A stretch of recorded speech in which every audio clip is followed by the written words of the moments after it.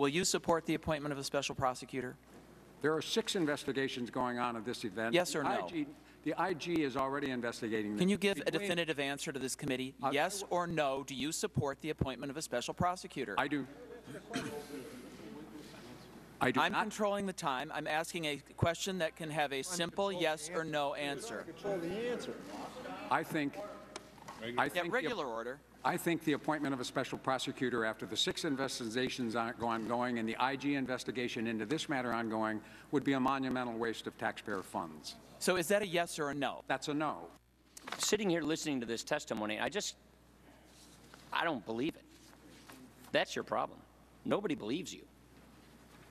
Come on now. The Internal Revenue Service comes to Congress a couple years ago and misleads us and says no targeting is occurring.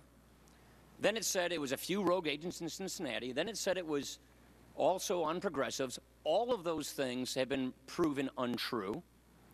This committee sent a criminal referral of possible criminal wrongdoing just a month ago to the Justice Department. We've heard nothing. You bury in a 27-page letter to the Senate asking for them to conclude the investigation that you've lost Lois Lerner's emails during the time in question because of a hard drive crash. Monday, our investigators asked your agency whether any other hard drives crashed, and we learned that 6 other hard drives of the people we're investigating were involved. You didn't tell us that. We told you on Monday. On Monday. And what did you do with the information? Because we asked you. Right, and what did you do with that information? You told us on Monday because we asked you whether any other hard drives crashed. This is unbelievable. We answered you told us on May that you were going to give us all of Lois Lerner's emails, and you learned in February that this crashed. I did not learn in February it was a crash, and we told you on Monday. I'm not asking you a question. I'm just making a statement. My apologies. You are the Internal Revenue Service. You can reach into the lives of hardworking taxpayers, and with a phone call, an email, or a letter, you can turn their lives upside down. You ask taxpayers to hang on to 7 years of their personal tax information in case they're ever audited, and you can't keep 6 months' worth of employee emails? And now that we are seeing this investigation, you don't have the emails. Hard drives crashed. You learned about this months ago. You just told us, and we had to ask you on Monday. This is not being forthcoming. This is being misleading again. This is a pattern of abuse, a pattern of behavior that is not giving us any confidence that this agency is being impartial.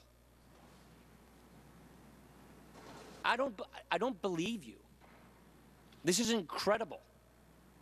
I have a long career. That's the first time anybody has said that you do not believe me. I don't believe you. That's fine. We can have a disagreement. I'm willing to stand on our record. I'm willing to remind you that it was not buried in 27 pages. Most of that 27 pages is exhibits. When asked about the custodians, we advised you what being forthcoming, which we knew for one day. Being forthcoming is to say, I'm sorry. You know what, investigators, Congress who's investigating this about Will you let him answer the question? I didn't ask him a question.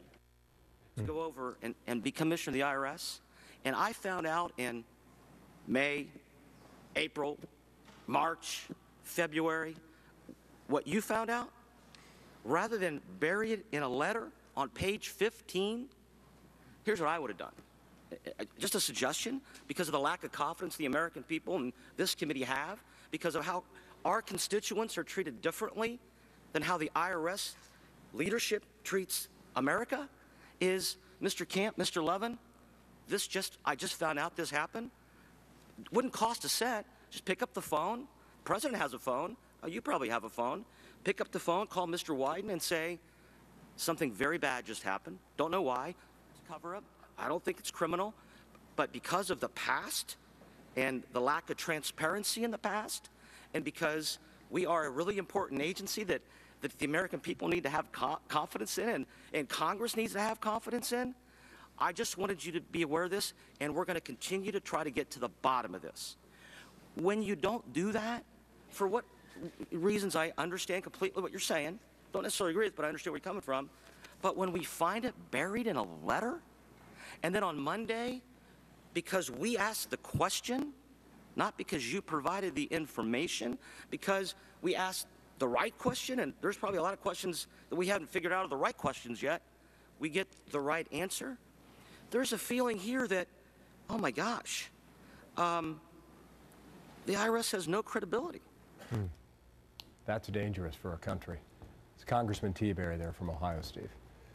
It is, and I think this is actually a very important point, because when the administration put forward John Koskinen as the new head of the IRS, the argument was, this guy's a pro, this is somebody who's going to take this seriously, whatever problems you had getting information from the IRS in the past were going to end, because Koskinen is a serious guy, he's professional-minded, and he will be straightforward in his dealings with the Congress. It's very, very clear from these latest developments that that's not been the case. And just in watching Koskinen and watching his reaction as he's being questioned, as he's listening to these members of Congress question him, he has this sort of smug look on his face, as if to say, look, you can't come after me for this.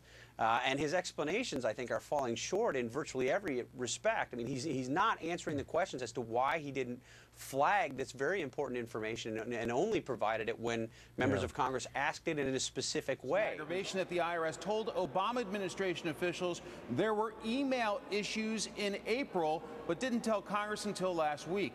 Chairman Dave Camp says his committee is fed up. What I didn't hear in that was an apology to this committee. I don't think an apology is owed.